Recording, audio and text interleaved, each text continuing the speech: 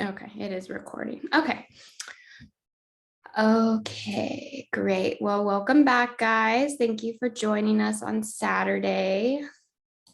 How is it in Oklahoma? Is the weather good? Good. Hopefully spring is near. Okay, so last Wednesday we did our introduction to CSS, and we learned the 3 different ways to add it to a document. We learned about the CSS selector. So how do we apply styles? We can do that through class, ID, attribute, element. We talked about rules for how the CSS is applied, the cascading model. And then we also looked at the CSS box model there at the end. So today we're going to finish that introduction. We're going to get into some more positioning, formatting types of things, and then get into a little bit of design. There really is just so many design possibilities in CSS that we just could not possibly cover them all in this module. So I'm going to give you the important ones, and then hopefully we have time for a coding activity to kind of bring it together, but let's see. Does anybody have any questions about anything before we get started? Okay, well, let me know if you have questions in class or get in the chat. Come on now, somebody's got a question. I know it. Thanks, Zach. This is the best time of class, in my opinion, is the question time. So please be brave. Well, it'll help you and your fellows.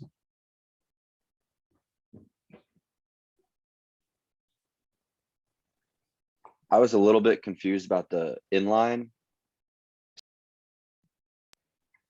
I saw it in the homework and I guess I was confused how it differed from, because I guess you could put the important tag on it and it'll take priority over everything.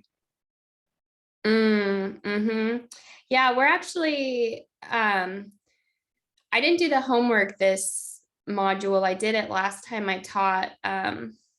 So was it just confusing? Were you applying the CSS property inline to something? Is that what it was?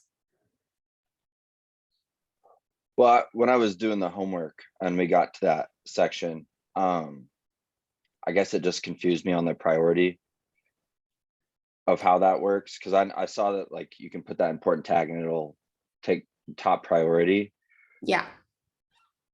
Is that the free code camp homework you're talking about? Yeah. I guess yeah. I just confused about when you would use that versus the ID. And then it mentioned that we'll have like CSS libraries and that's when the inline will be really handy.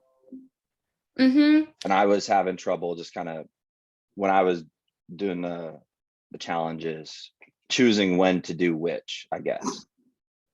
Yeah, we're actually going to talk about applying inline and block styles today. As far as applying the important, I'd say you generally, like, it's good to know that you can apply that, but you generally don't want to apply the important tag. If possible, but like if you're not figuring out how to get that element as a priority, like that styling as a priority, that's a great time to use the important tag to say this has to take precedence. But we are going to cover inline and block elements and inline block today in class. So if you still have a question, like when we're going through that, let's revisit that there and see if maybe that answers some of that. That kind of did answer my question. I was mostly curious if using that important tag is something that we should be doing a lot, or if it's something, like you said, we should only use if we're having trouble getting the priority to show. Yeah, that's a great question. Thank you for bringing that up.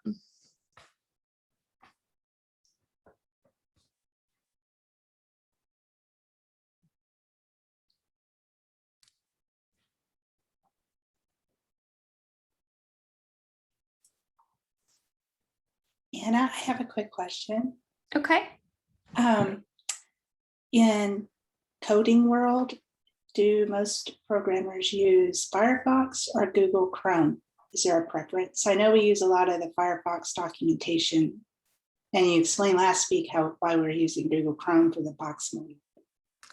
Yeah, so I use Google Chrome because who taught me used Google Chrome. So I don't know in general. I'd like to think that Chrome is probably a more popular. I didn't even know that Firefox had a, so we were using Google Chrome because of the inspect tool, but I just found out that Firefox actually has an inspect tool as well. But yeah, Braden posted in the chat, Chrome for life. So yeah, maybe just Chrome is probably more popular.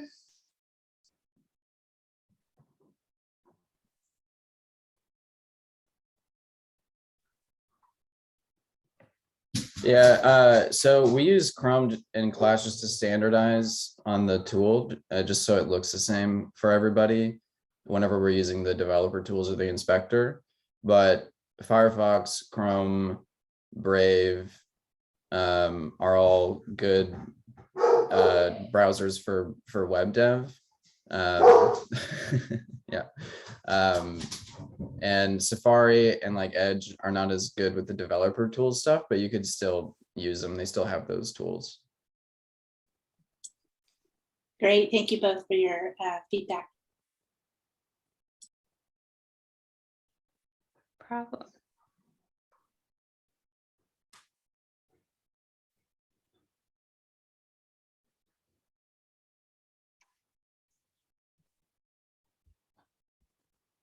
Okay, well, let's get started, guys. Thank you for the questions.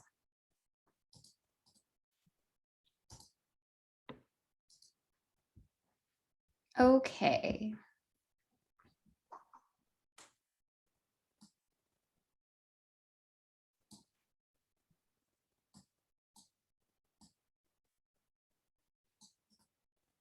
I'm gonna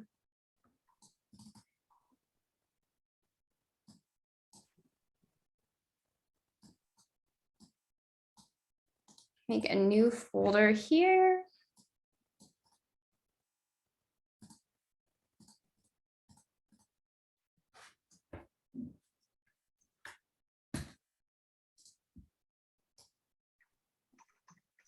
And open that in our studio code.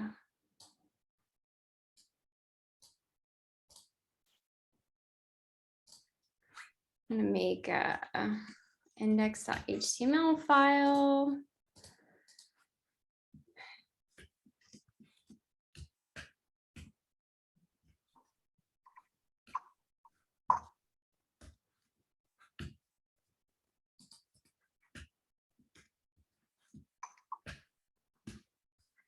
Okay, I'm gonna go ahead and make a folder here called CSS and make a new file in here as well.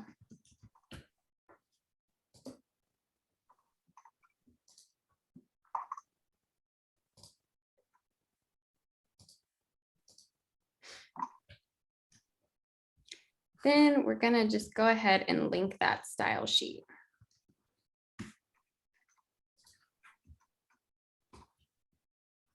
So we do that with the link, and then we use the attribute rel for relation using the keyword style sheet so that we know what this is linking. And then we're gonna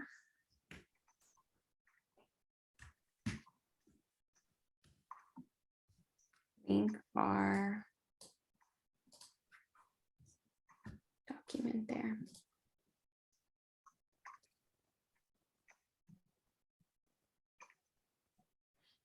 Okay.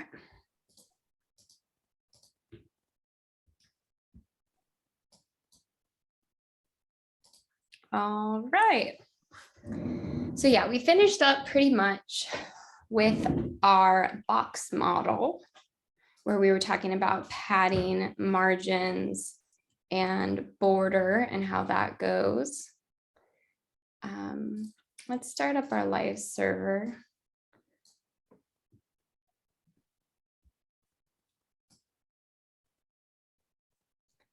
Okay. Got it here. Okay.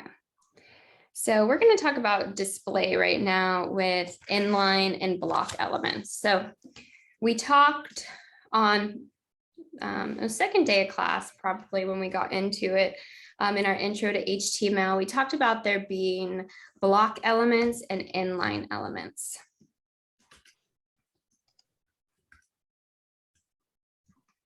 And the big difference between block elements and inline is that they start on new lines. So if we added a second header here, you can see they're both on their own line. Oops.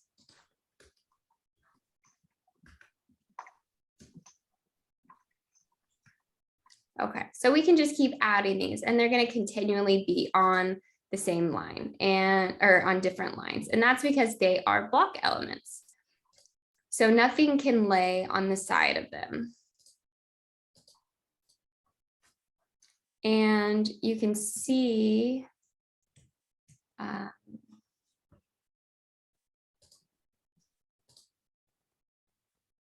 yeah, I'll leave it at that. Then we talked about inline elements as well. So we could do a link. Oops.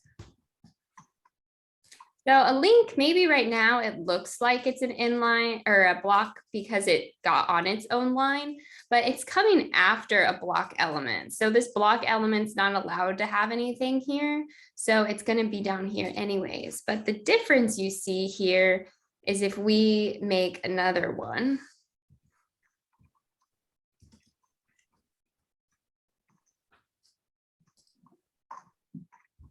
They're right next to each other.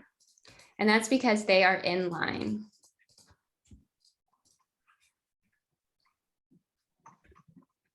So I'm going to go ahead and add a border class to this header here, and we're going to apply some CSS here.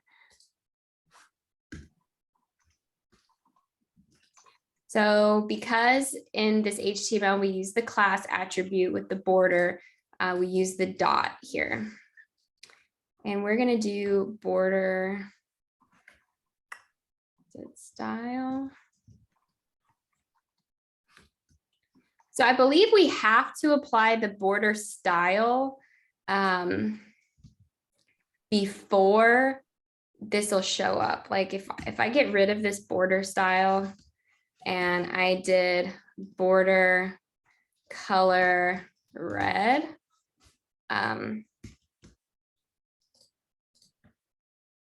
you can see how the border's gone and it's not showing up. And that's because it needs to know if it's solid or not. And if you look into that documentation, it'll mention that that border style is required. And then there are also several other border styles. I'm not sure if we went over that. There's like dotted. I can't remember what the other ones are besides solid and dotted, but there's a few. And then once that's applied, you can add anything you want. Okay, so now you can see here on this block element that it's just a block, like it takes up this whole thing here. We can, let's see, it's a text align. Oh.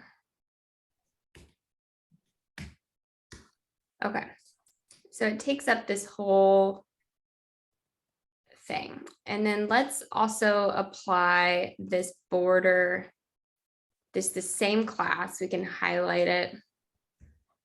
Let's apply it to this inline character as well.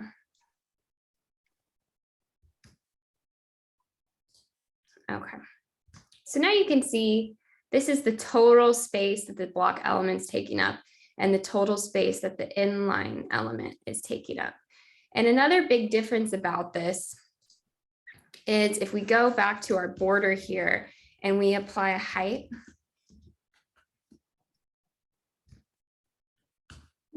And a width.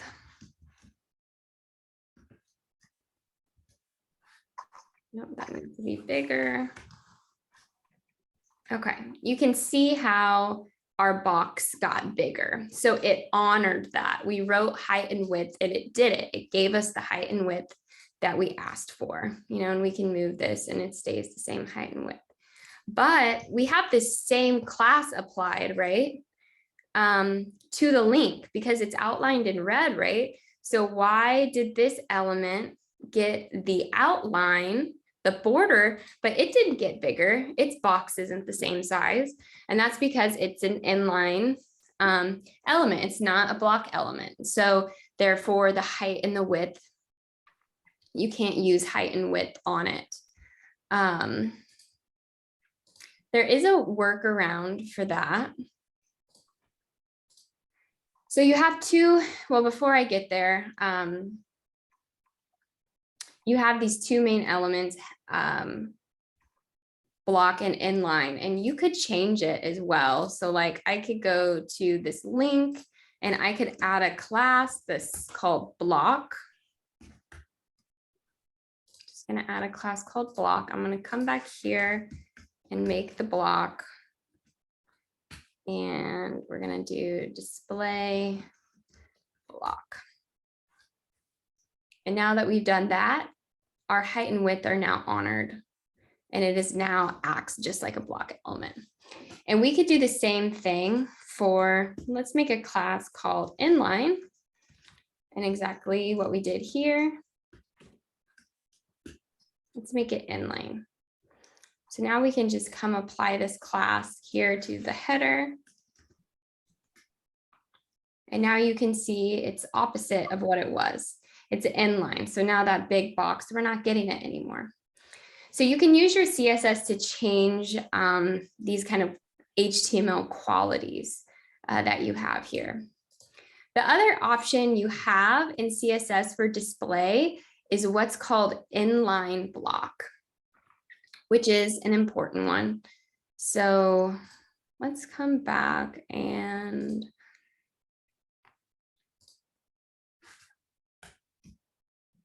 let's take that off. Let's see.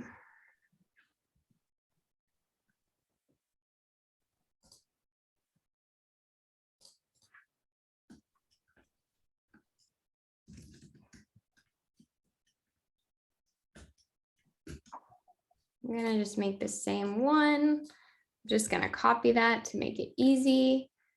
And then let's apply that to our link here and see what happens. Okay. So I don't know if you guys notice what's different here is when we had, I can actually just take this off. If I just make this block again, you see this link is down here, right? Because this is a block element now, so it has to be on its own line. So if we do inline block, it gets kind of qualities of both. You get that height and width, you get to make the box big, but it's also allowed to sit next to other elements. And then if we were to apply the inline block here to the header,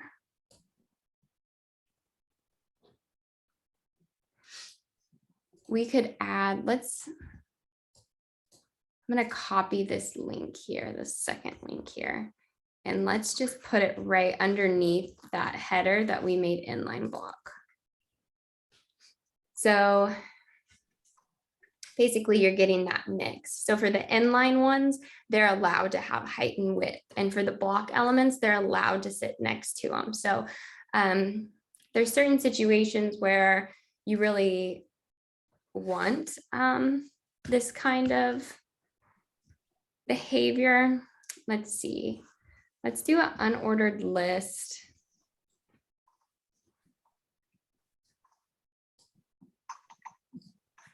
Actually needs to be wrapped in a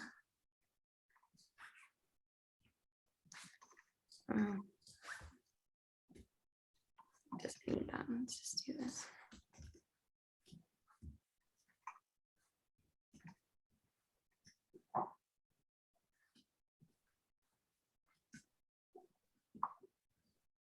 So these are all block elements. So, you know, they're all getting their own line, but you can think if you had a navigation bar, which has, you know, usually horizontal, like you might have these each being links. I didn't make them links, but we could make them links here. I'll just show you by wrapping each list item inside a link. Remember, you have to have this href attribute or it won't look like a link. So we want to make a navigation bar and we want it to be horizontal, but all of our items are block elements. So they're all, you know, vertical. So we could change that.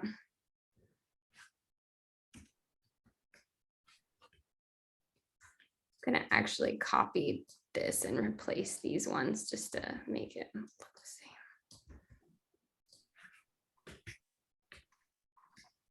Okay. So we'd add a class.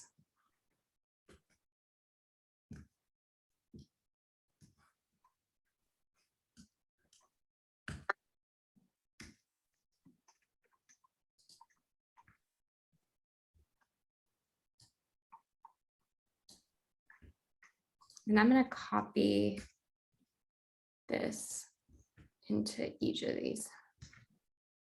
Okay.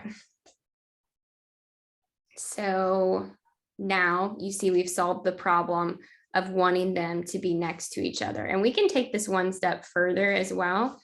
I'm going to give it a class called nav to each one of these, because that doesn't look very good, does it? So we're going to apply a second class nav. Let's come back here.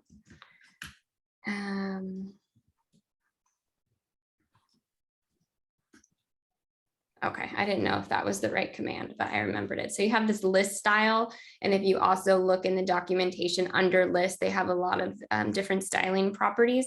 This one is just removes those bullet points. But let's give it a height. Let's see, I don't know how this is gonna look.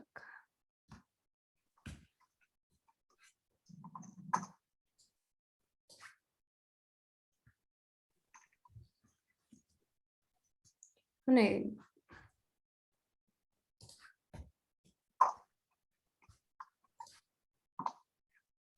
gonna give them borders so we can kind of see what's going on here a little bit more.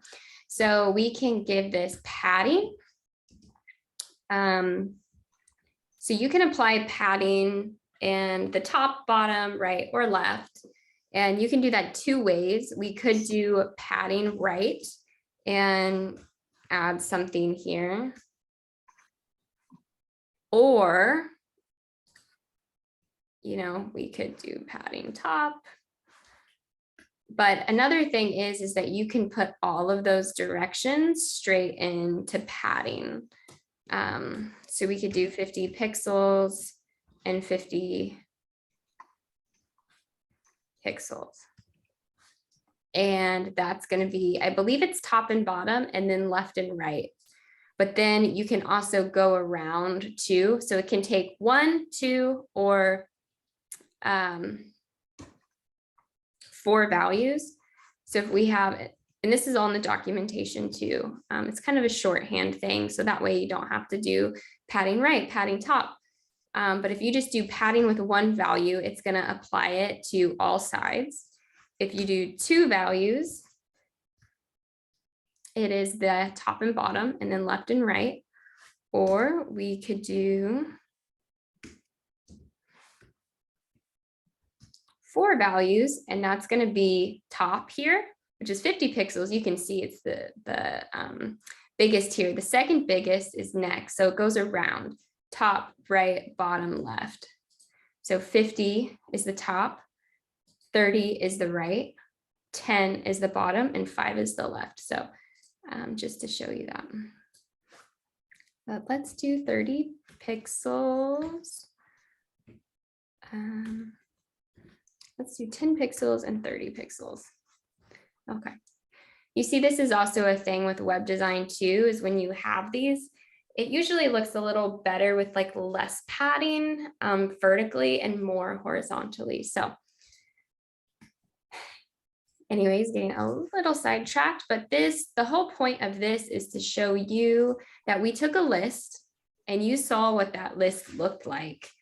It was just 3 bullet points. And now using not that many CSS, like 4 lines of CSS, we have transformed it into a navigation. And we can take this border off now, and it just looks like a regular, regular thing. So that is the display, really handy. Okay. Now let's talk about positioning. This is huge.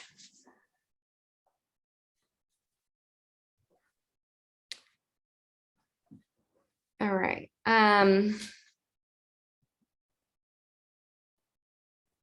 Positioning allows us to move elements in relationship to something. So you can move elements, block elements, inline. You can move any element via top, down, bottom, and right commands. So you could move it, 50% to the right, 10 pixels to the left. Those are kind of how you're able to do it. But the document needs to know, like, how am I applying those commands in relationship to like where the element is. So that's gonna make a little bit more sense here in a second.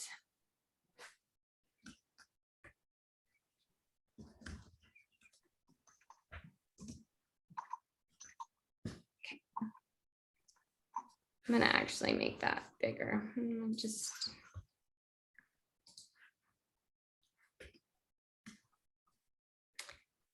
Okay, actually, I'm gonna copy this and delete it because I'm gonna put this in a div. So let's make a div here, and then let's put this header inside of it.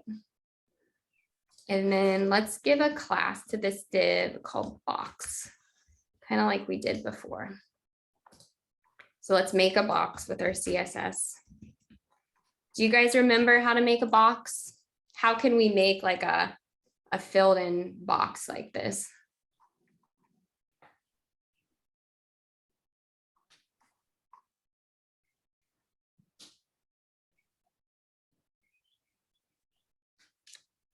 You're going to apply a height because it needs to know. So if you have a div here and you have something inside of it, this element is going to be just the same height, however much room that the inside elements are taking up. Like if we go box and we just do border style solid. Why do I keep spelling border? You can see it just takes up this amount of room because we didn't apply that to header. We applied it to box. And then we could add multiple things. And this is just gonna grow. But if we want it to be different than that, we can apply our own stuff here. So we're gonna get rid of that. We're gonna set a height for it.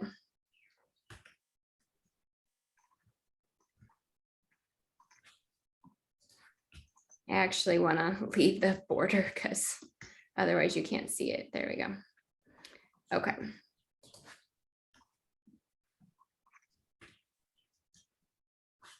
Oh, that's way smaller than I thought.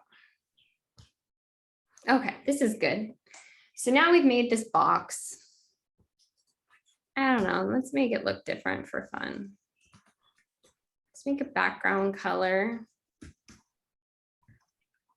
But now we need to change the font color. Okay. This is a lot just to show you positioning. So we have this div, and then inside we have, okay, so we have the div and we have this header inside.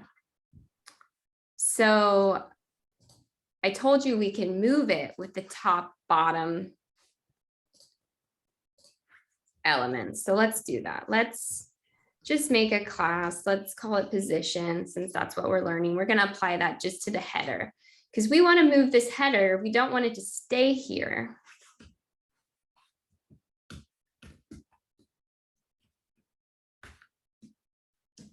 So this is, and we're going to go over more units, like you see me using pixels. We can also use percentages, REM, which is a different kind of unit. There's several different types of units, but we're actually going to talk about that next week.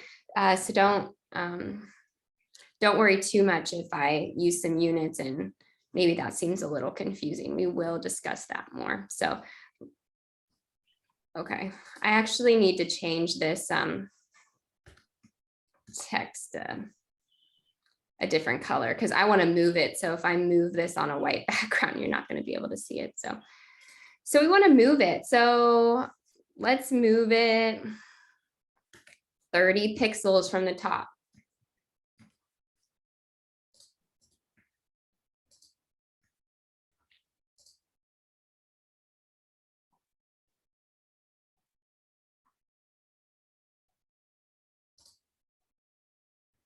No, that's not what I expected.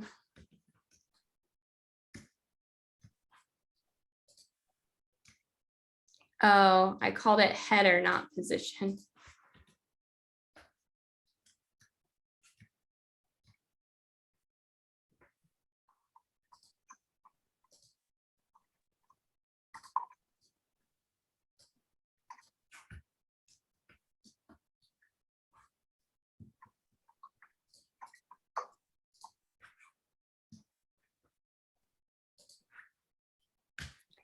Okay, well, I'm missing something here.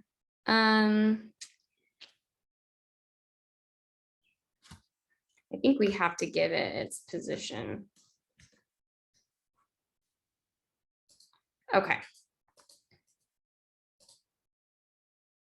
I thought that, I think we have some styling applied somewhere that I'm blanking on in a second, but this works. So the first one we want to talk about anyways is called position relative. So that means that the top, bottom, and left commands are going to apply relative to where it is in the document.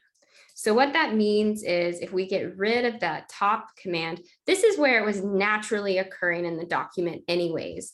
So if we apply it relative, we're going to move it relative to this position. So let's do,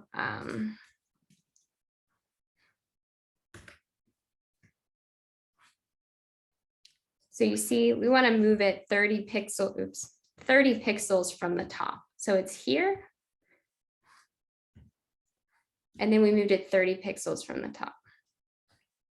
Or we could do bottom. And it moves it up 30 pixels. Or we could do 50 pixels. Or we could do left 35 pixels. See, and now that's moved it to the side. And it's maybe confusing because we said left 35 pixels, but it went right. And that's because you can think that this left edge, it's moving 35 pixels from that left edge, which gets your positioning here. And then you can apply multiple ones too, you know. So now we are moving this in here. And this is going to be key to understanding how we center things, which is really important later on. So relative, position relative, moving it relative from its position. Now we could change that, and let's show you what position absolute is. Now you can see I'm changing the position on this box too. The box is this black box. And the reason for that is because when you apply absolute positioning to something, its reference point, instead of here, the reference point being where it occurs, it's going to be its nearest ancestor that has relative positioning. And what I mean by ancestors, you can see, if you think of the analogy of like children, this is the parent, the box is the parent, and this is the child. And that is because it's inside. That's what makes it a child. So the ancestor is the parent here. And so it's going to look, and it doesn't have to be a direct child. We could have applied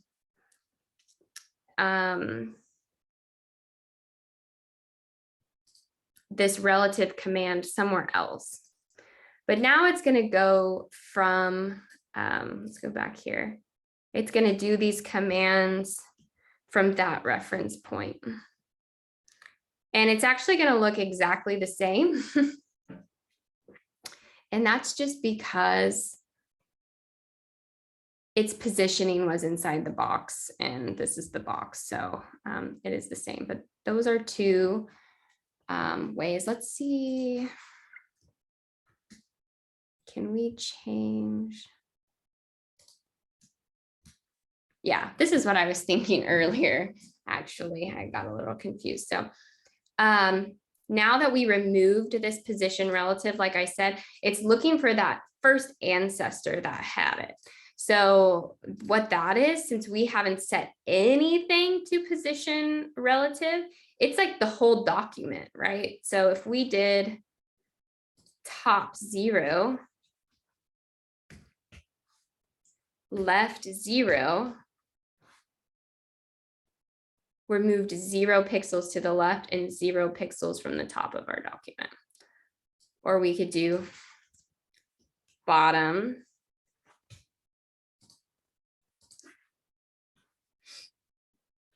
like I said, you can use any of them. So that's position absolute. You see, that's a huge difference, right?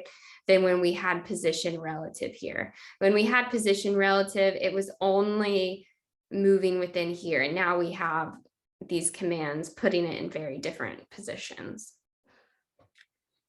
All right. Now we also have position fixed.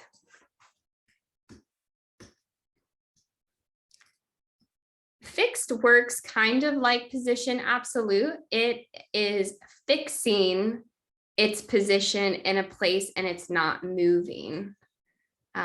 We can't scroll here, so yeah. So if I scroll up, you can see how the document is scrolling, but this is not moving. So we positioned it to the bottom left, but it is not moving no matter what. So that is position fixed.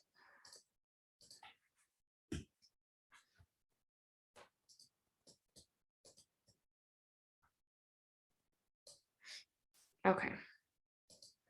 And another one is position sticky. This one's a little different.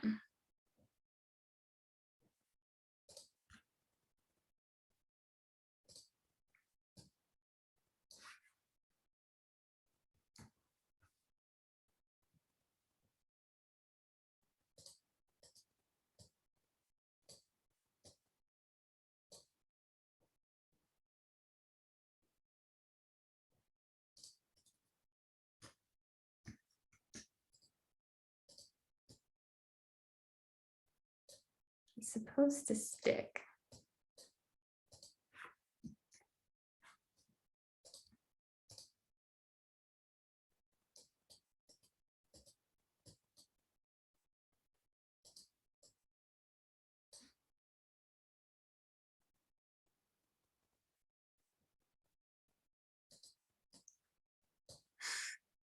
It's hard because we can't scroll, but essentially how this works is, well, actually, maybe this would work better. Let's just apply it on a different element. I'm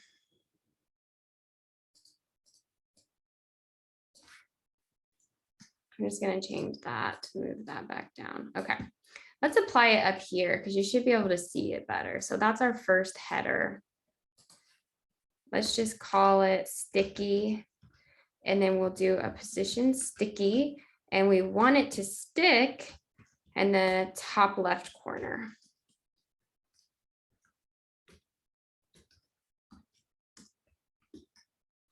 Okay. That was our first header. So let's apply this here, sticky. Is that right? Okay. So now you can see it's already at the top of the document, but as we scroll, you see how that header sticks. It stays there.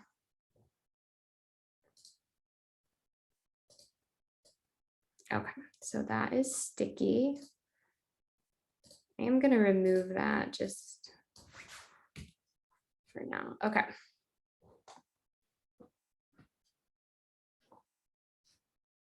Another thing we could do is float.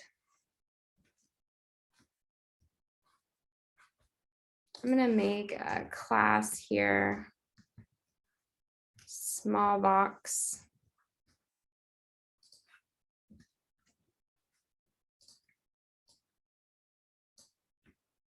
I'm just going to copy this. Let's get 3 boxes.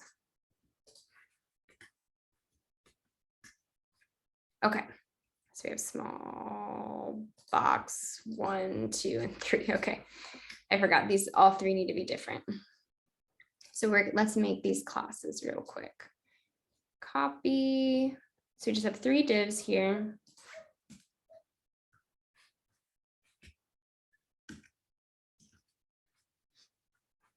We'll do that height and width like we talked about before. I'm gonna make these smaller. Okay, now we've got that. Let's make the font white, easier to read. Okay, now to make this easier, I'm gonna copy this 2 more times because it's gonna be really similar code. But we do have to change this to correspond to the 3 different ones we did. Right now they all match, but I want to give them different colors.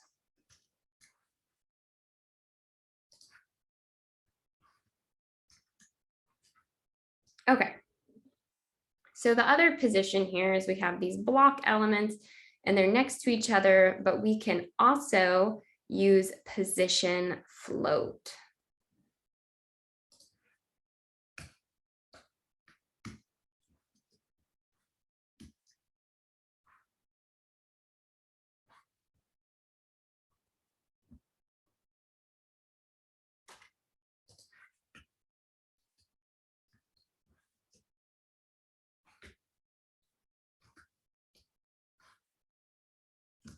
Actually, I'm sorry, we need to use float.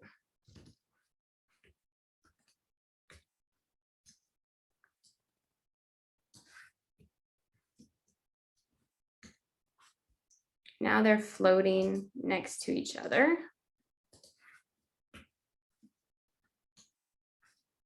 Now you can see we have these 3 floating together. Now you can also do float right.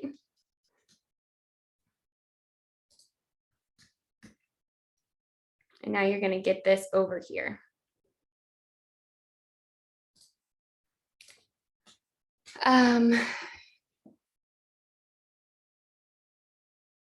So float is commonly used to put things like an image next to a paragraph, things like that. We don't have time right now to get more into the float property, but I did want to show you that is how we have it. So that is about it with the positioning. There is one other thing I want to go over, and that is display none versus visibility hidden.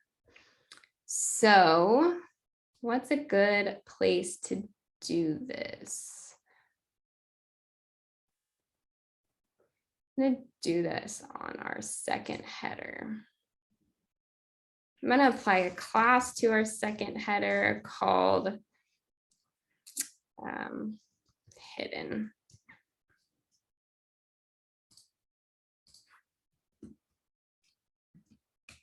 So if we go visibility hidden, you can't see this element anymore. It just straight up disappeared. But the thing is it's still there, because as you see, like this third header, it didn't move up. It's like it's there, but you just can't see it. Now, this is very different than doing display none. Let me get rid of this real quick. So you can see that this came back, but if I do display none, it's gone and third header moved up. So these are two options you're going to see a lot in CSS. You would use visibility hidden when you want to keep that space on the page, but you just don't want it to see. And then once you kind of get into JavaScript and stuff, these are very common things that you'll use because, okay, the user did something, clicked something, you don't want it to be there. So like display none, think about a navigation bar. When you press the button and the list drops down, you would change display, to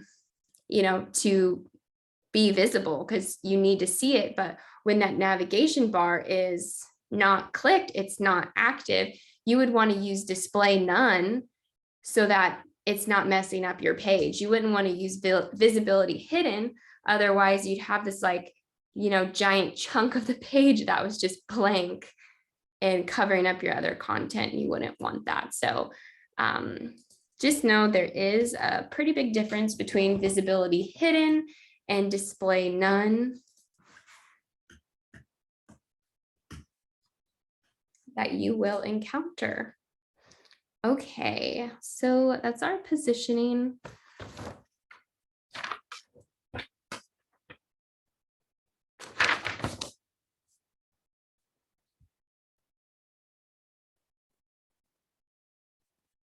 I want to show you guys some stuff with web design so you have some options.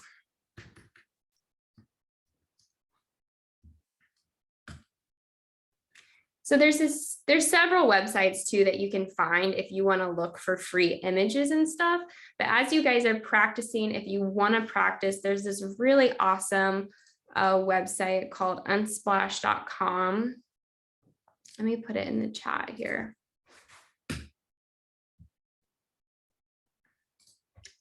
So all these images are completely free for download, and I believe most of them are even allowed for commercial use.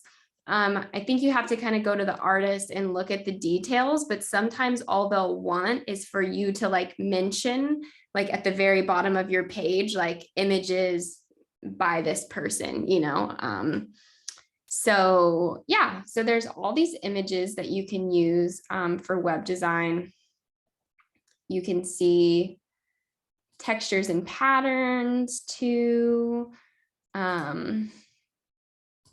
You can search, I was going to build a website header with you guys later, so I was looking for pictures of computers. So this is a really excellent resource.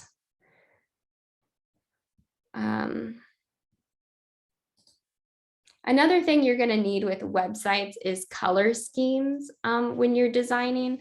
And this is mostly a coding class, so we don't really get into the design of things too much, but I want to just briefly go over because, when you guys are practicing, you might want to get into the design portion a little bit. So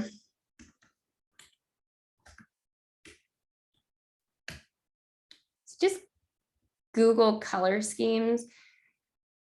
it's really fun to just like look through these, and they'll list like all your different colors.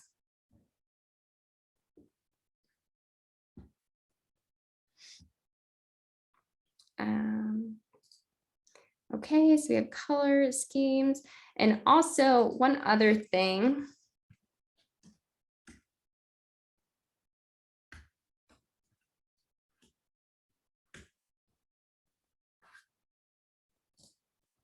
There's also these color palette generators. So I can actually,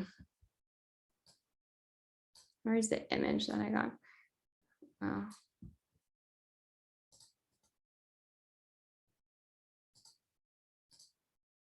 I can actually upload an image here, and it'll just give you a color scheme too. So that's a really cool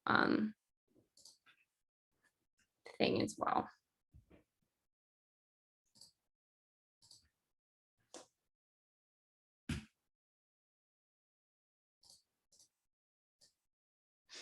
Okay. It's really all the time we have to talk about that. But another thing you're going to see a lot is fonts. So how do we change the fonts? So Google Fonts, I think there are other ones, but I personally love using Google Fonts. And they're really easy to use. So you can find any sort of font you want here. I'm just going to apply this one because it's, I don't know, a little weirder than the other ones. So you just pick the one you want, and you see here, select the style. And when we select it, this thing that says 400, that's the font weight. So fonts have weights. This particular style only has one weight right here, but a lot of them will have multiple weights. So you can see thin, light, then you have bolder ones. So you just pick the one you want. And you can pick multiple ones too. Like sometimes you'll pick a thin, a bold, you know, and a medium all in the same, and you'll import it in. Well, maybe we should just go ahead and let's just do that. You can import them all together as well, but let's go.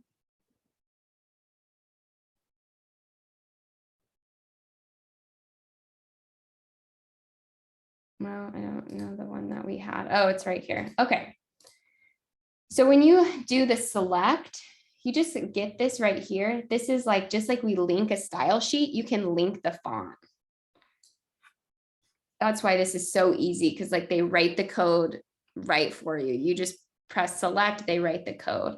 So this is the CSS link that needs in. So we can apply this here.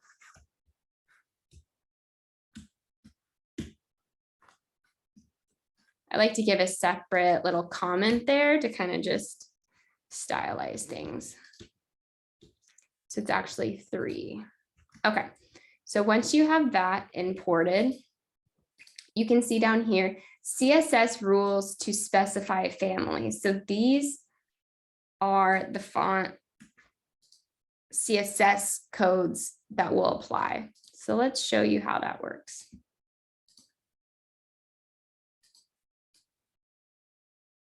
Okay, so I'm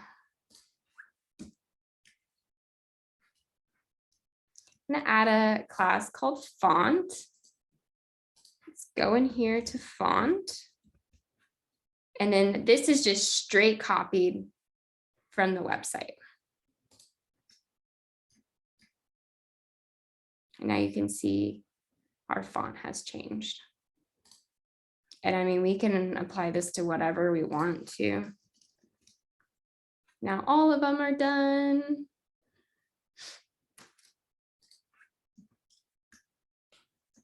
So it's starting to get a lot more fun, isn't it? I don't know if you guys are having fun, but even just changing the font is like, wow, you know, you can really changing a lot about how things look. So that's a Google Fonts. And I'm going to show you guys icons real quick. I don't know if we'll import them today. It's my hope that kind of this last week in the class, we're going to build a sample portfolio site. So you kind of see like, how are we applying all these CSS in a real way, you know, it just helps it get together. So I'll show you that, but I'm sure you guys have seen like social media icons, or you use other icons like the mail icon, or there's a lot of icons, you know, that are used on websites. So there's a lot of different icon sites too. So you guys are like welcome to like search, you know, for that. But Font Awesome is a really good one. You guys do need to make a free account for this. So you guys might want to do that this week.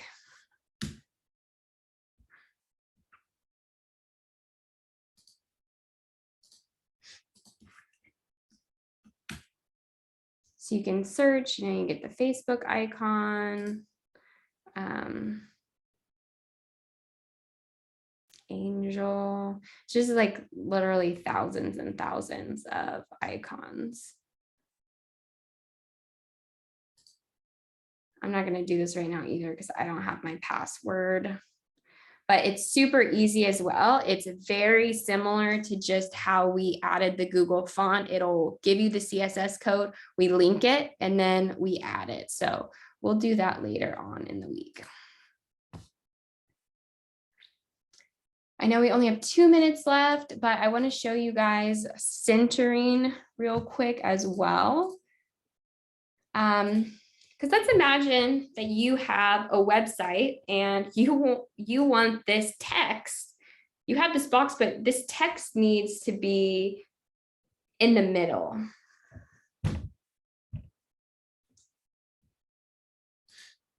Let me see here. So that's this one here. Position. Make a center class.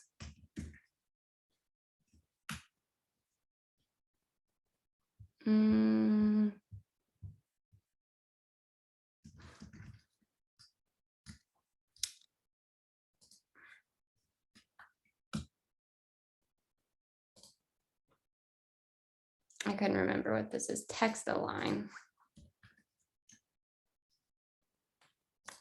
Okay. So if you have a text element like a header or a paragraph, you can use text align center, and it centered it, sure, horizontally, but it didn't center it in this whole box because you might not want it here. You might want it right in the middle. And there's no way to do that with text align. Make a comment.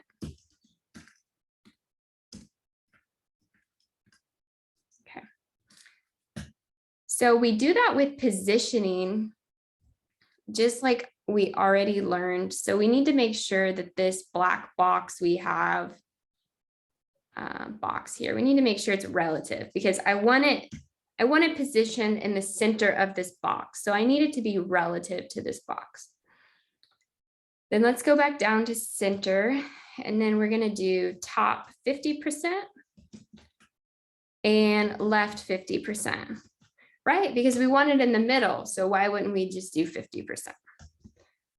Well, you can see that didn't exactly work how we wanted. It kind of did. And that's because you can see right here where it started. This is probably dead center here, but it doesn't look centered, does it? So it's a quick fix to do that. So we do the top and left, we leave that as it is, and then we use this thing called transform.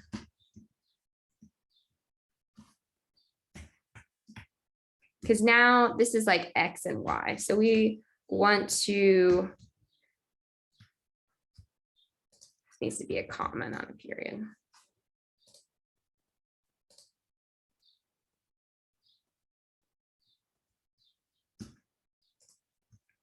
Oh, my bad. So we also have to make this. Wait a second. What is this? A header, introduction, position, font, and center. Okay, see, this is our issue here. I'm just going to remove this position thing. See, it already gets confusing when you can start adding multiple classes. Okay, so let's just go back down to our center, but this needs a position here. Okay. Yay. So now we have this nicely centered here. So this transform property is a really cool one to look up. You can even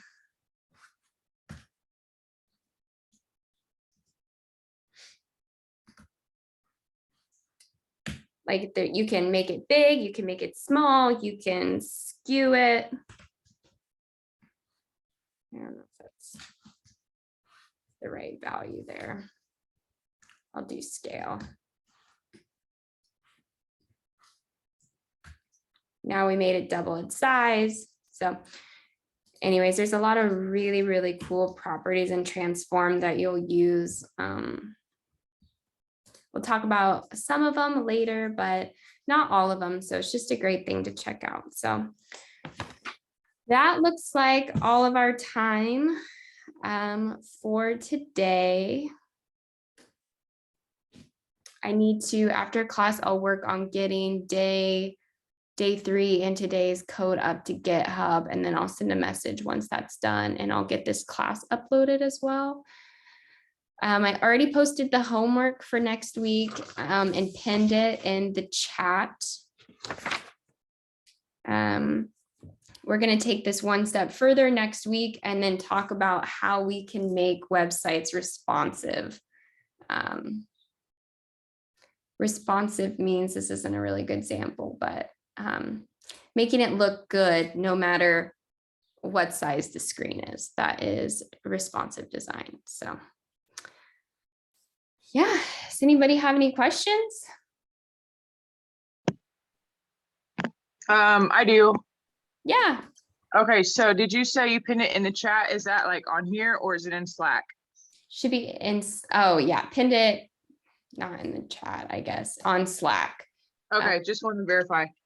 Yeah, I put it right here, and then yeah, it's under the pinned too as well. Thank you. Yeah.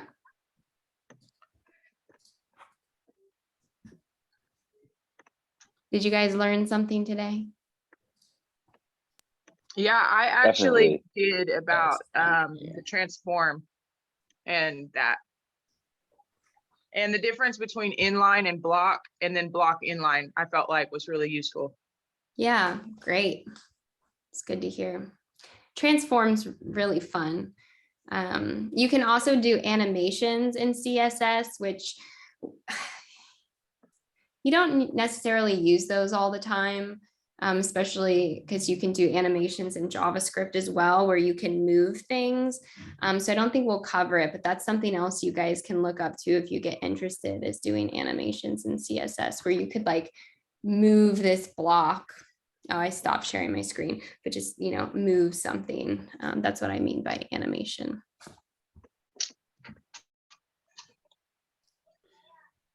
Hey gang, will you all coordinate with your team and come up with a time that works for everyone weekly to have office hours? So that I think probably I'd recommend trying to shoot for like Monday or Tuesday or Thursday for that. And the format of those will be, there'll be no like lesson. It'll be entirely what questions you guys have. So I think that can be a really useful exercise. And so just being prepared for those with questions, will be important. And so if you guys don't have any questions for the office hours, then there's nothing really to do during them. So we'll start doing that. And hopefully you guys find that useful. We actually have never done office hours before, so this will be a first time for OK Coders. But yeah, just coordinate a time, maybe 1 or 2 options that work for y'all. And then just maybe post that in your team channel and just tag me with it. And then I'll assign a mentor for that time, and we'll coordinate getting like a Zoom or a Google Meet set up for it. Thank you. Cool, thank you. Bye, guys. Thank Bye, you. have a good weekend. Thank you. Thank you so much.